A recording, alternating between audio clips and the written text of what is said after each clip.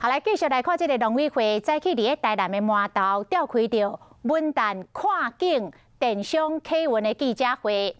针对着开放含3肉种的美国猪肉来进口，引发着猪农的不满。农委会主委陈吉仲讲，这个农委会要提出着100亿的饲猪的基金，他来降低台湾猪的冲击。讲这个计划书已经送行政院了。面对这个国民党要来发动着反美国猪的公投，陈吉仲讲尊重国民党的做法，希望这个专业换专业，政治换政治。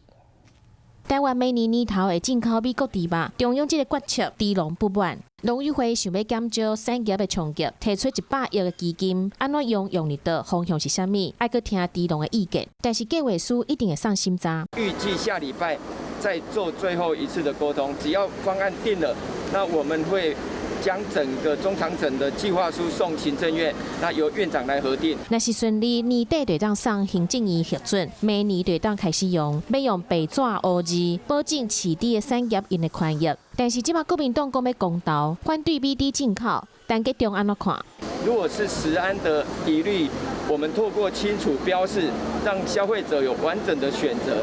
那如果这些议题可以一一的厘清，那剩下的这些公投，我想就是属于一个政治的手段。美国猪肉入来台湾的日子愈来愈近啊，100亿基金，逐档拢会编列。这长期的计划要安怎实实在在来做，会当保障到什么款的程度，这咱继续来关心。另外一方面，就是油仔即马大出，台南市政府和农委会宣布和国内电商合作，要甲在地正市的油仔直接送去国外，希望讲用国外直销的方式，互销量较好嘞。